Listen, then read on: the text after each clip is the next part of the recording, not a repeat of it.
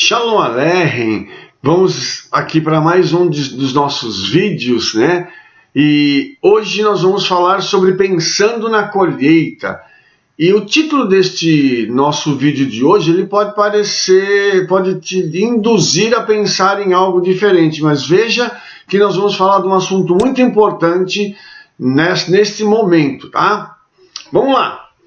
Cada um se fartará do fruto da sua boca e da obra das suas mãos o homem receberá a recompensa. Então, a colheita sobre a qual nós vamos falar é aquela que tem início através das palavras das nossas bocas. Então, nós nem sempre damos muito valor para a importância da nossa saúde espiritual, porque nós julgamos que as palavras elas não têm muito valor. Nós achamos que as palavras elas são simples palavras e que não vão influenciar em nada o nosso futuro. Vamos ver no decorrer deste vídeo o que significa essa colheita, qual a influência que as palavras têm no nosso dia a dia. O princípio da reciprocidade, que na física é chamada de lei de ação e reação, é algo na Bíblia que ocorre em muitos lugares, tá? Se alguém leva em cativeiro irá, e se alguém matar a espada, necessário é que a espada seja morto. Essa lei também é chamada de lei do retorno. Então, como é que essa lei ela entra em ação?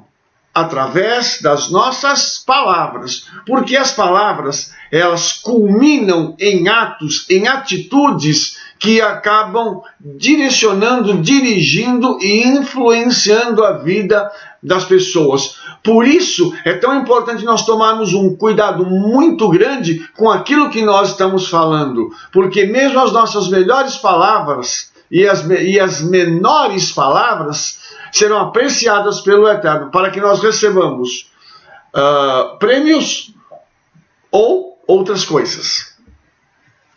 Como esse princípio da reciprocidade, de ação e reação, se aplica às nossas palavras?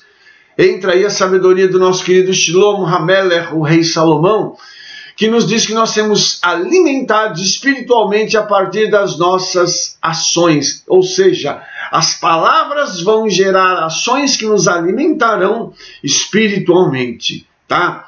Olha só que interessante, pode começar a acontecer que na nossa vida nós tenhamos alguns sinais, e esse texto chama de luz amarela, tá?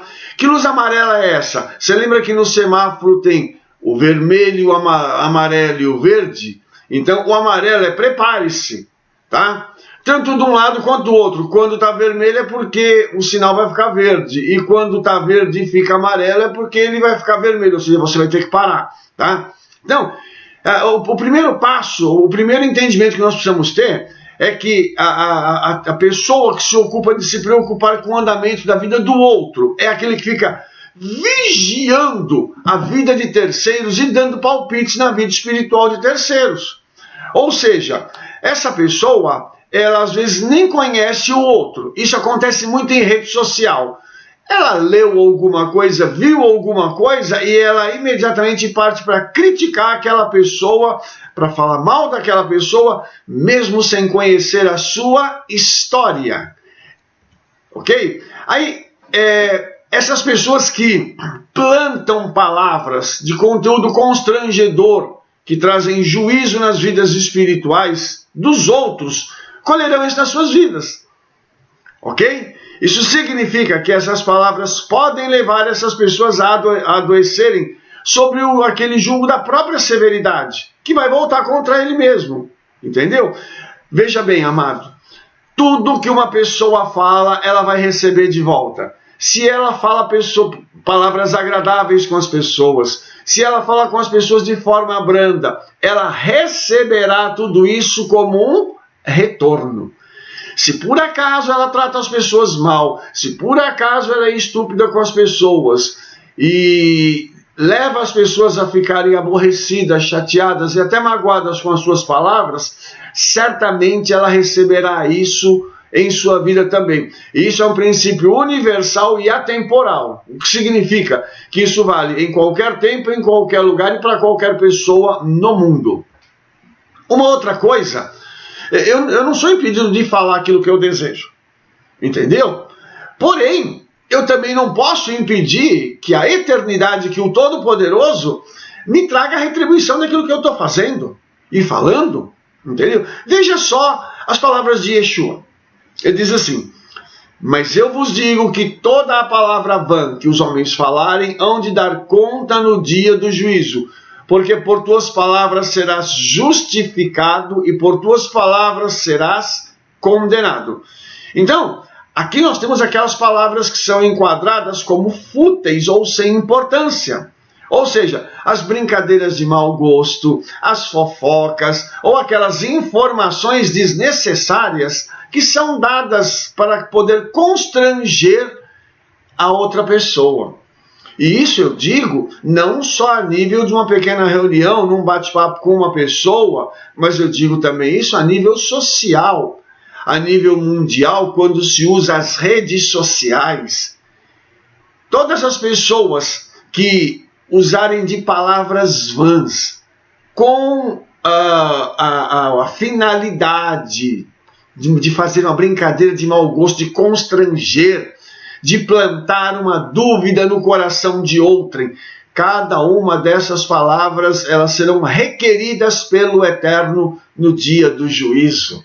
E isso é muito importante porque uma palavra, quando ela é semeada na vida de alguém, ela é como um travesseiro de penas que é esvaziado no alto de um monte, ao vento. Aquelas penas são levadas em lugares inimagináveis e é impossível colher de volta todas aquelas penas.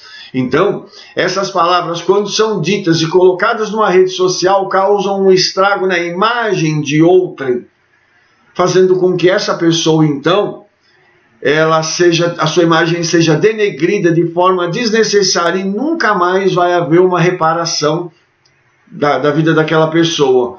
Porque sempre alguém vai olhar com desconfiança por conta da palavra de outrem. O segundo tipo é aquela pessoa que se ocupa em falar da vida dos outros. Esse aqui já tem um viés diferente, tá?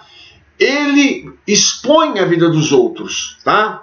E ele coloca isso de forma maldosa.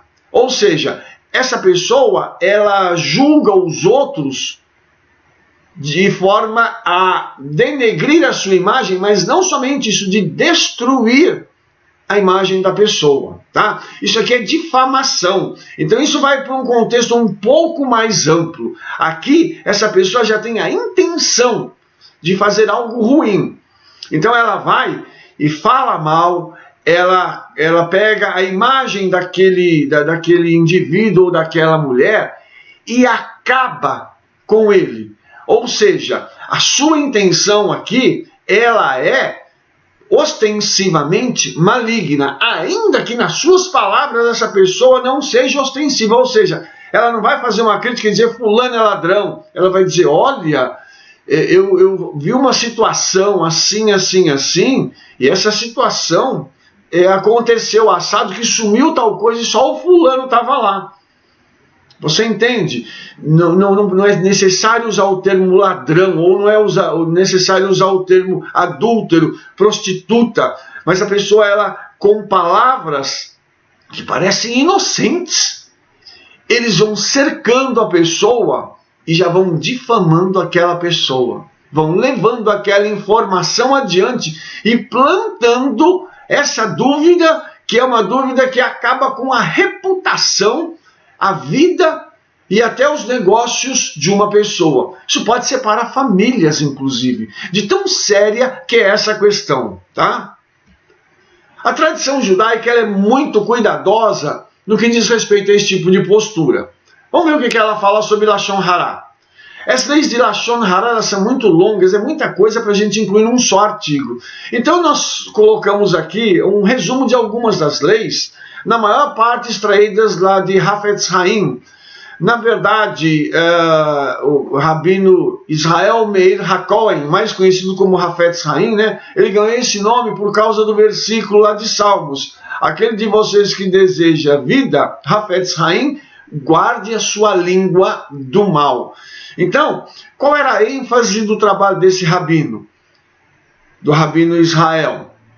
Era fazer com que os judeus tomassem cuidado com aquilo que eles diziam. Ou seja, guarda a tua língua quando você for falar. Toma cuidado com as tuas palavras, com a tua fala. Vamos ver um pouquinho sobre isso. Primeiro, Lashon Hara literalmente é conversa má ou conversa maligna. Isso significa que no judaísmo é proibido falar negativamente sobre uma pessoa, mesmo se aquilo for verdadeiro. Ou seja, eu não preciso ser o portador dessa notícia. Para que eu vou chegar e falar uma coisa negativa de alguém, ainda que seja verdade? Se a própria pessoa, com a sua atitude, está demonstrando isso, eu tenho que guardar a minha vida de falar mal de outro. Também é proibido repetir qualquer coisa sobre outra pessoa, mesmo que não seja negativo. Isso é chamado rehilut, que é a fofoca. Nesse caso, esse segundo ponto fala para a gente o seguinte: é o papagaio. Ele ouviu alguém falar e agora ele está levando a informação adiante. Não pode. Se você ouviu alguém falar mal de alguém, guarde essa informação para você. Você não precisa novamente ser o veículo para que a Lashon Hara aconteça, tá?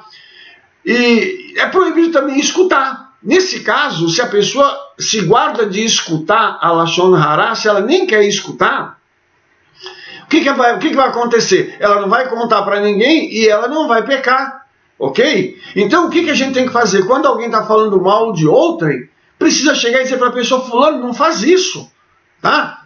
E a gente tem que se afastar dessa situação. Uma das coisas que acontece bastante nas redes sociais, e tem acontecido comigo de forma muito clara, é que eu vejo às vezes pessoas, principalmente que se dizem judeus messiânicos, nazarenos e essa coisa toda, criticando o cristianismo e criticando a postura dos pastores. Ora, se eu tenho um pouco mais de luz do que os outros, por que eu tenho que criticar eles? A maioria de nós veio do cristianismo, a maioria de nós saiu de igrejas evangélicas e hoje as igrejas evangélicas são criticadas por esse tipo de pessoas. É o famoso cuspir no prato que comeu. Cada um vai colher isso que está plantando na vida dos outros. E outra coisa, às vezes eu falo: irmão, não fala isso, irmão, não diz isso. E no próprio Facebook já aconteceu de pessoas me atacarem por conta dessa questão. Se alguém está fazendo errado, se algum pastor, se algum padre, seja lá quem for, está errando, o problema é dele. Eu não quero atrair um outro pecado para a minha vida falando mal dele. Eu tenho que orar para a libertação dele, eu tenho que pedir ao Eterno que o ajude a receber essa luz e essa revelação que eu tenho hoje, para que essa pessoa possa caminhar de forma diferente. Entendeu? Outra coisa, mesmo se alguém ouviu Lashon Hara, não é para acreditar, entendeu? Então, eu tenho que sempre julgar o meu próximo como se ele fosse alguém honesto. Simplesmente isso.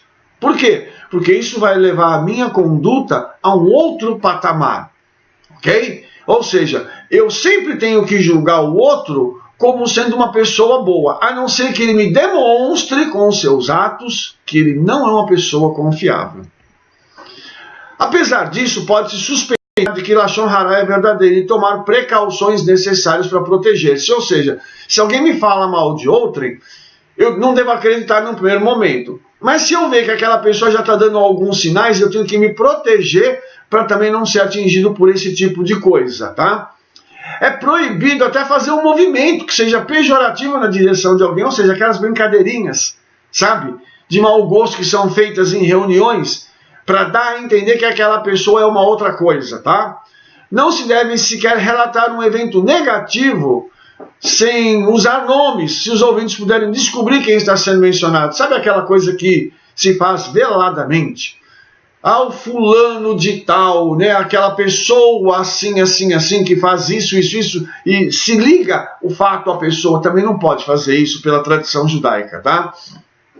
Então, agora, em determinadas circunstâncias, e esse é o único ponto que dá para a gente trabalhar nele dessa forma, quando é para proteger alguém de danos, tá? Alguém de ser morto, alguém de passar por uma situação constrangedora, neste caso é permissível e até obrigatório, tá?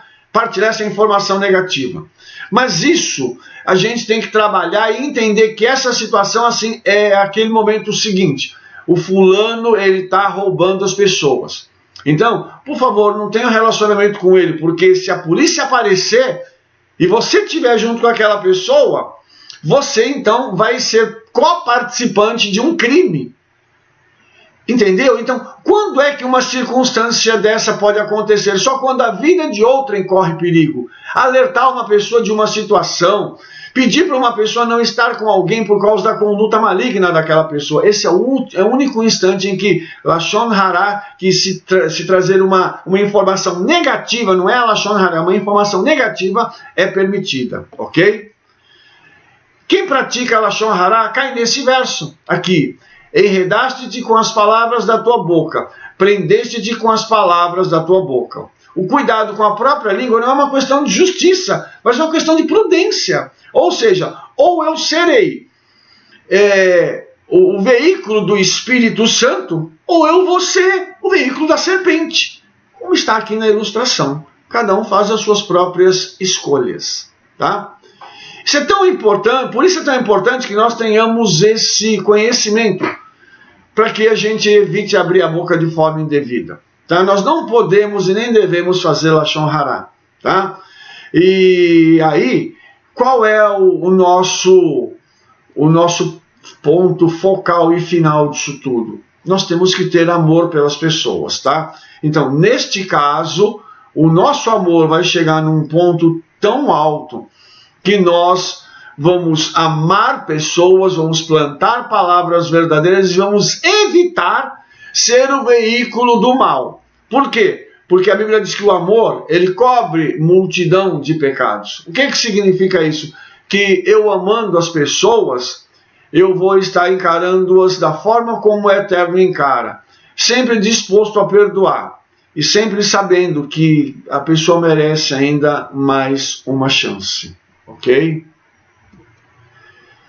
Antes de plantarmos nossas palavras, temos que ter em mente aquilo que nós desejamos colher em nossas vidas. Então, que o Eterno nos ajude para que nós guardemos os nossos lábios de toda maledicência em nome de Yeshua. Fica o versículo, então, para a gente terminar. O coração do sábio instrui a sua boca e acrescenta o ensino ou a doutrina aos seus lábios. Que o Eterno te abençoe em nome de Yeshua. Tenha uma ótima semana. Shalom, shalom. Shavuot Tov, Beshem Yeshua Mashiach.